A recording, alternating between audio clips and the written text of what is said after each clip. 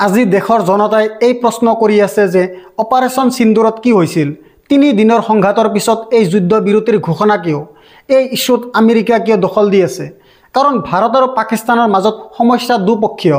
সকলোতকৈ গুৰুত্বপূৰ্ণ বিষয়টো হৈছে ট্ৰাম্পৰ শেহতীয়া ঘোষণাটো, য'ত তেওঁ কাশ্মীৰক 1000 বছৰ পুৰণি এক সমস্যা বুলি কৈছিল। এই ব্যক্তিজনৰ কাশ্মীৰ বা ভাৰত পাকিস্তানৰ সমস্যাসমূহৰ জটিলতাৰ বিষয়ে একো ধাৰণা নাই আৰু তেওঁ 1000 বছৰ পুৰণি সমস্যা হিচাপে কাশ্মীৰৰ বিষয়ে কথা পাতি আছে। এইটো মানে হৈছে যে ট্ৰাম্পৰ আচৰণৰ দ্বাৰা স্পষ্ট হয় যে তেওঁ কাশ্মীৰ সমস্যাটো আন্তঃৰাষ্ট্ৰীয় কৰি তুলি ধৰিব খুজি আছে। কিন্তু প্ৰধানমন্ত্ৰী নৰেন্দ্ৰ মোদী সম্পূৰ্ণৰূপে নীৰৱ। যেতিয়াৰ পৰা যুদ্ধবিৰতি ঘোষণা হৈছিল তেতিয়াৰ পৰাই প্ৰধানমন্ত্ৰী নৰেন্দ্ৰ মোদীয়ে একো কোৱা নাই। দেশৰ গৃহমন্ত্ৰীয়ে একো কোৱা নাই, দেশৰ ৰক্ষামন্ত্ৰীয়ে একো কোৱা নাই, দেশৰ ৰাষ্ট্ৰীয় নিৰাপত্তা উপদেষ্টায়ো একো কোৱা নাই। আটাইতকৈ গুৰুত্বপূৰ্ণ কথা হৈছে যে সন্ত্ৰাসবাদী পাকিস্তানৰ মিছলীয়া প্ৰধানমন্ত্ৰীয়ে নিজৰ সংসদৰ সন্মুখত গৈ অপাৰেশ্যন সিন্দুৰৰ পিছৰ যি সংঘৰ্ষ চলিছিল তাত তেওঁ পাকিস্তানৰ বিজয় হোৱা বুলি কৈ আছে। কিন্তু ইয়াত সম্পূৰ্ণ নিস্তব্ধতা আছে।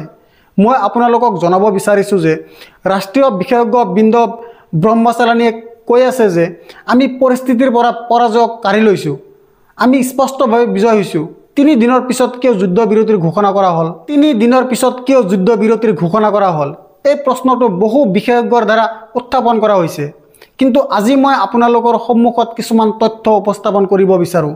সকলোতকৈ ডাঙৰ কথা হৈছে যে মই প্ৰধানমন্ত্ৰী নৰেন্দ্ৰ মোদীৰ পৰা ইন্দিৰা গান্ধীৰ দৰে সাহস আশা কৰা নাছিলোঁ। কাৰণ ইন্দিৰা গান্ধীয়ে আমেৰিকাক কৈছিল আমাক জ্ঞান নিদিব আৰু তাৰ পিছত তেওঁ পাকিস্তানক 2টা ভাগত বিভক্ত কৰিছিল। মই তাৰ পৰা এনে আশা কেতিয়াও কৰা নাছিলোঁ। That it is not the task of any one country to say to another what they should do, even if it is a question of helping. It is my duty to put the situation in my country and its neighborhood, to give my assessment of the situation to the leaders of the countries I visit. It is for them then, with their own assessment and what they hear from me, to make up their minds what they think about it and what they should do about it. কিন্তু মই আশা কৰি আছিলোঁ যে 1971 পিছত যেনেকৈ পাকিস্তানী সেনা প্ৰধানে ভাৰতৰ সন্মুখত মূৰ দুৱাই নিজৰ পৰাজয়ৰ কথা দলিলত স্বাক্ষৰ কৰিছিল, অন্তত এনেকুৱা যদি দেখা গ'লহেঁতেন। কিন্তু এনেকুৱা নহ'ল।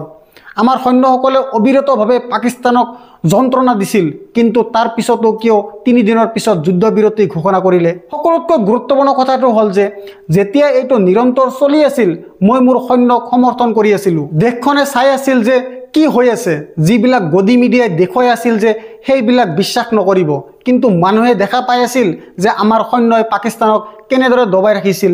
এই সমগ্ৰ ঘটনা যি ধৰণে ঘটিছে সেয়া কেইবাটাও প্ৰশ্ন উত্থাপন কৰিছে। প্ৰথমতে মই আপোনাৰ মনোযোগ শেহতীয়াকৈ মন্তব্য দিয়া ট্ৰাম্পৰ কথালৈ লৈ যাব বিচাৰোঁ, যিটো বহুত চিন্তাজনক। ট্ৰাম্পে কৈছে যে তেওঁ ভাৰত পাকিস্তানৰ শক্তিশালী নিৰ্ণায়ক নেতৃত্বৰ বাবে গৰ্বিত অনুভৱ কৰে। দুয়ো দেশে বুজি উঠিছে যে এতিয়া যুদ্ধ স্থগিত কৰাৰ সময় আহি পৰিছে, কিয়নো নহ'লে বহুত ধ্বংস হ'লহেঁতেন, সাধাৰণ মানুহ আৰু সম্পত্তিৰ ক্ষতি হ'লহেঁতেন, লাখ লাখ নিৰীহ মানুহ মৰিলেহেঁতেন। আপোনালোকে যিটো সাহস দেখুৱাইছে সেইটো আপোনাৰ পৰম্পৰাক উচ্চতাৰ দিশে লৈ যাব। মই গৰ্বিত যে আমেৰিকাই এই ঐতিহাসিক আৰু সাহসিকতাপূৰ্ণ সিদ্ধান্তত সহায় কৰিব পাৰিছে। যদিও এই বিষয়ত আলোচনা নহ'ল, কিন্তু মই দুয়োখন দেশৰ সৈতে বেপাৰ বাণিজ্য বৃদ্ধি কৰিব যাই আছোঁ। ইয়াৰ উপৰিও মই চেষ্টা কৰিম যে 1000 বছৰ পুৰণি সমস্যা কাশ্মীৰৰ বিষয়ত আমি সকলোৱে মিলি সমাধান উলিয়াব পাৰোঁ। ভাৰত আৰু পাকিস্তানৰ নেতৃত্বক নমস্কাৰ জনাইছোঁ। আপুনি চমৎকাৰ কাম কৰিছিল আৰু এই কথা আমেৰিকাৰ ৰাষ্ট্ৰপতি ডনাল্ড ট্ৰাম্পে কৈছে। ইয়াত 2টা কথা সন্মুখত আহিছে। ইয়াত আমেৰিকাৰ ৰাষ্ট্ৰপতি ডনাল্ড ট্ৰাম্পে সন্ত্ৰাসবাদী পাকিস্তান যি এক ৰাষ্ট্ৰ আৰু ভাৰতক একে জোখত ৰাখিছে। মই পুনৰ আপোনাক সুধিব খুজিছোঁ যে পেহেলগামত আক্ৰমণ পাকিস্তানে কৰিছিল। পাকিস্তানে ইয়াৰ কি মূল্য পৰিশোধ কৰিছে? আমেৰিকাক ধমকি দি আছে নেকি? ইয়াৰ বিপৰীতে আমেৰিকাই পাকিস্তানৰ পক্ষত ডনাল্ড ট্ৰাম্পৰ সমৰ্থনত IMFে $1.3 বিলিয়ন দিছে। মই আপোনাক পুনৰ সুধিব বিচাৰোঁ যে আমেৰিকা 1981 চনত ভাৰতক IMFৰ পৰা লোন দিয়াৰ বিৰোধিতা কৰিছিল। তাৰ পিছতো ভাৰতে 1981 চনত বিজয় হৈছিল। তেতিয়া ইন্দিৰা গান্ধী দেশৰ প্ৰধানমন্ত্ৰী আছিল। আজি প্ৰধানমন্ত্ৰীক তেওঁৰ সমৰ্থকসকলে বিশ্ব গুৰু বুলি দাবী কৰিছে। এতিয়া আমি কি লাভ কৰিছোঁ? প্ৰধানমন্ত্ৰী নৰেন্দ্ৰ মোদী বিশ্বৰ সকলোতে গৈ থাকে আৰু তেওঁ আলিংগন কৰে বিশ্বৰ মানুহক। তেওঁৰ প্ৰচাৰসকলে তেওঁক বিশ্ব গুৰু বুলি কয়। IMFে পাকিস্তানক কিয় বাধা দিব পৰা নাই? আন্তৰ্জাতিক মুদ্ৰা নিধিয়ে কিয় পাকিস্তানক সমৰ্থন কৰি আছে? এতিয়া ট্ৰাম্পে কৈ আছে যে মই কাশ্মীৰৰ সমস্যা দখল দিব বিচাৰিম। শিমলা চুক্তিত স্পষ্ট আছিল যে ভাৰত পাকিস্তানৰ মাজত যি সমস্যা সেইটো দ্বিপাক্ষিক। এটা অৱধিৰ পৰা পাকিস্তান কাশ্মীৰৰ যিটো সমস্যা আন্তঃৰাষ্ট্ৰীয় সমস্যা হিচাপে গণ্য কৰিব বিচাৰি আছে। এইটোৱে কাৰণ। সেইকাৰণে যোৱাকালি ট্ৰাম্পে যুদ্ধবিৰতি ঘোষণা কৰাৰ লগে লগে পাকিস্তানৰ ফৰেইন মিনিষ্টাৰৰ লগতে বহুতো মন্ত্ৰীয়ে আমেৰিকাক ধন্যবাদ দি আছিল। পাকিস্তানে বিচাৰি আছিল যে তেওঁলোকে ভাৰতৰ লগত সমান লেভেলত যাতে আহিব পাৰে। পাকিস্তান যি এটা সন্ত্ৰাসবাদী দেশ, ভাৰতৰ সৈতে সমানতা বিচাৰি আছে। সকলোতকৈ ডাঙৰ প্ৰশ্ন যে ভাৰত এই বিষয়ত কি অৰ্জন কৰিছে? 3 দিনৰ সংঘৰ্ষৰ পিছত এনেকুৱা কি ঘটিছিল যে আমেৰিকাৰ মধ্যস্থিতিত যুদ্ধবিৰতিত সহমত জনাব লগা হ'ল? এই বাতৰিটোৰ আটাইতকৈ গুৰুত্বপূৰ্ণ কথাটো হৈছে ইয়াত স্পষ্টকৈ কোৱা হৈছে যে চেনাব নদীৰ ওপৰত নিৰ্মিত বান্ধ খুলি দিয়া হৈছে, অৰ্থাৎ পাকিস্তানক পুনৰ পানী দিয়া হৈ আছে। এইটো কি হ'ল? কিয় হ'ল? ভক্তসকলে ইয়াৰ ওপৰত কিবা ক'বনে? সকলোতকৈ ডাঙৰ কথা, মই আপোনালোকক ভাৰতীয় জনতা পাৰ্টিৰ দ্বৈত মানদণ্ড দেখুৱাব বিচাৰোঁ। মনত কৰক এই দুটা টুইট। প্ৰথম টুইটৰ ওপৰত মই আলোচনা কৰিছোঁ যে সংঘৰ্ষ চলি আছে, অপাৰেশ্যন সিন্দুৰ চলি আছে, আৰু ইয়াত বিজেপিয়ে কৈছিল যে UPA চৰকাৰ অৰ্থাৎ কংগ্ৰেছ চৰকাৰক উপহাস কৰিছিল। আৰু ইয়াত তেওঁলোকে এইটোও কৈছিল যে আমাৰ বেইমানী শান্তি প্ৰক্ৰিয়াত বিশ্বাস নাই।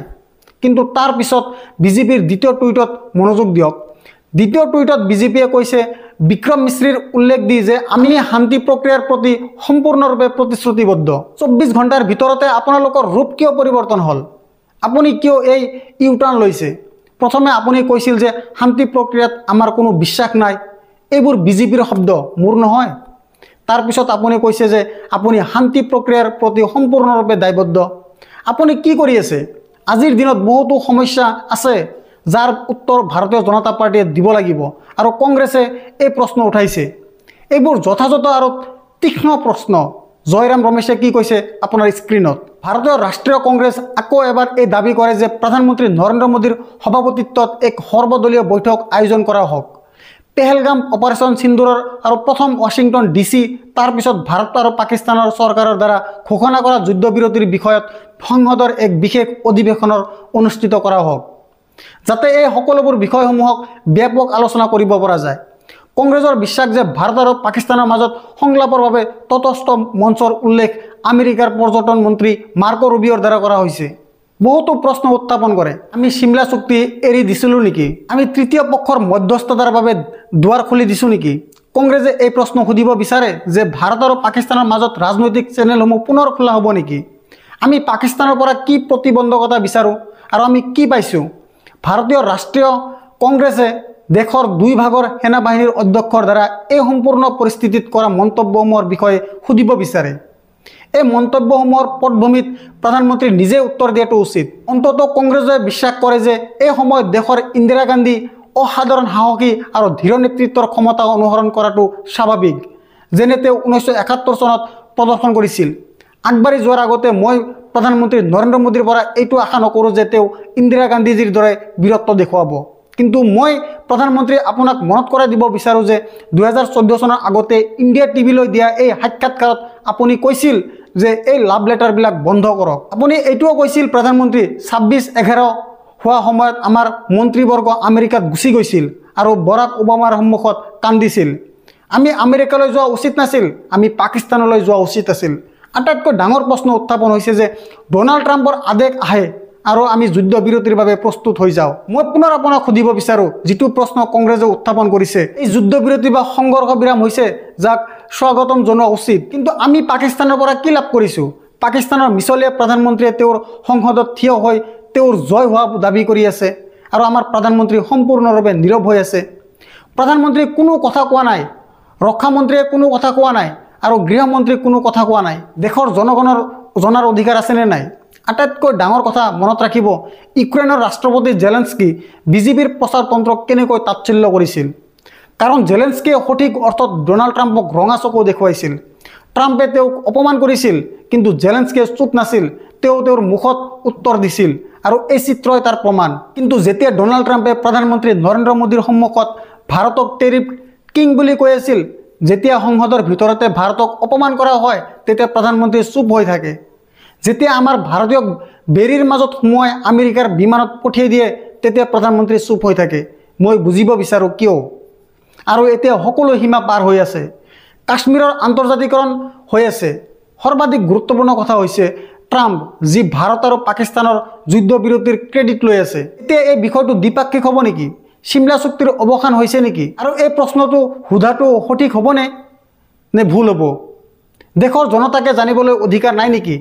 গুৰুত্বপূৰ্ণ কথা হৈছে যুদ্ধবিৰতি ঘোষণা কৰা হয় আৰু তাৰ পিছত কি হয়? কাশ্মীৰত বোমা বিস্ফোৰণ আৰম্ভ হয়। পাকিস্তানে পুনৰ ড্ৰোন ফায়াৰ আৰম্ভ কৰে। এই সকলো সংঘটিত হয়। তাৰ পিছত কি হয়? NDTV প্ৰথমে এই বাতৰিটো পৰিৱেশন কৰে যে 100 বোমা বিস্ফোৰণ হৈছে। তাৰ পিছত সেনাক উল্লেখ কৰি কয় যে কোনো বিস্ফোৰণ হোৱা নাই। DD নিউজ প্ৰথমে কয় যে কোনো আক্ৰমণ হোৱা নাই, কোনো বিস্ফোৰণ হোৱা নাই। পিছত বিক্ৰম মিশ্ৰী আমাৰ বৈদেশিক সচিব আহি কয় যে পাকিস্তানে যুদ্ধবিৰতিৰ উলংঘন কৰিছে। কি হৈ আছে? সোঁহাতে নাজানে যে বাওঁহাতে কি কৰি আছে। শুনক বিক্ৰম মিশ্ৰীয়ে কিদৰে দাবী কৰিছিল তাৰ সম্পূৰ্ণৰূপে খণ্ডন কৰিছে যে পাকিস্তান যুদ্ধবিৰতিৰ উলংঘন কৰিছে। মানে যদি NDTVৰ কথা বিশ্বাস কৰা হয় তেন্তে সেনাই কৈ আছে যে কোনো বিস্ফোৰণ হোৱা নাই, কিন্তু বিক্ৰম মিশ্ৰীয়ে কৈছে যে পাকিস্তানে যুদ্ধবিৰতি উলংঘন কৰিছে। এইটো কি চলি আছে? শুনক বিক্ৰম মিশ্ৰীয়ে কি কৈছিল। Last few hours, there have been repeated violations of the understanding arrived at earlier this evening between the Directors General of Military Operations of India and Pakistan. This is a breach of the understanding arrived at earlier today. The armed forces are giving an adequate and appropriate response to these violations, and we take very, very serious notice of these violations. We call upon Pakistan to take appropriate steps to address these violations and deal with the situation with seriousness and responsibility. The armed forces are maintaining a strong vigil on the situation.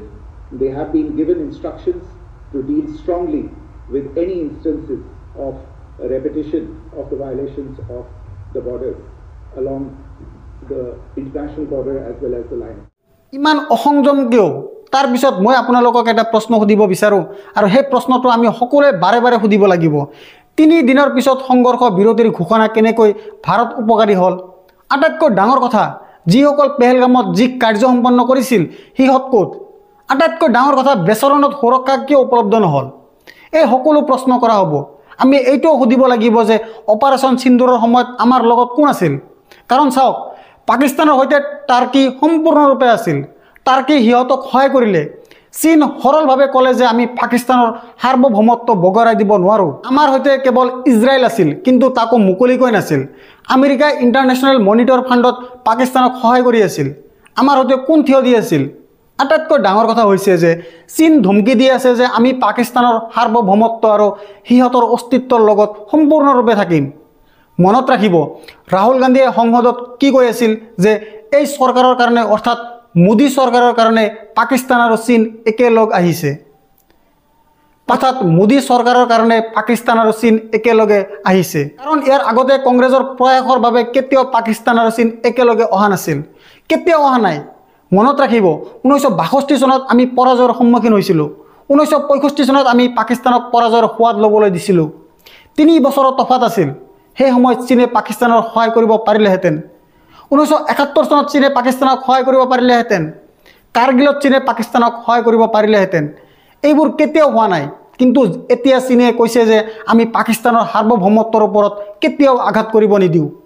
মনত ৰাখিব, এইটো ৰাহুল গান্ধীয়ে সংসদত কৈছিল আৰু এইটো এই চৰকাৰৰ আটাইতকৈ ডাঙৰ ভুল। শুনক ৰাহুল গান্ধীৰ শব্দ। Second, please. The single biggest, you can ask anybody who understands, the single biggest strategic goal of India's foreign policy has been to keep Pakistan and China separate. This is fundamental for India. And what you have done is you have brought them together.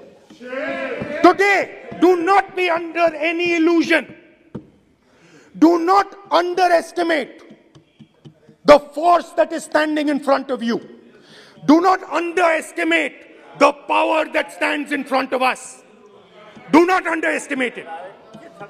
You have brought Pakistan and China together, and this is the single biggest crime that you could commit against the people of India.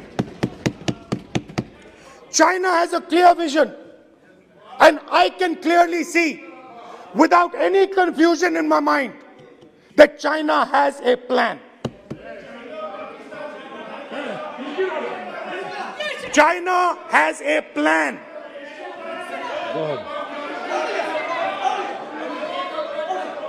I can see without any doubt that the Chinese, please, we are all nationalists. মুক্ত আৰু স্বতন্ত্ৰ সাংবাদিকতাক সমৰ্থন কৰক আৰু মোৰ অংশীদাৰ হওক অতি সহজে এই ফল বটনটো টিপক আৰু সত্যৰ এই যাত্ৰাত মোৰ লগত থাকক।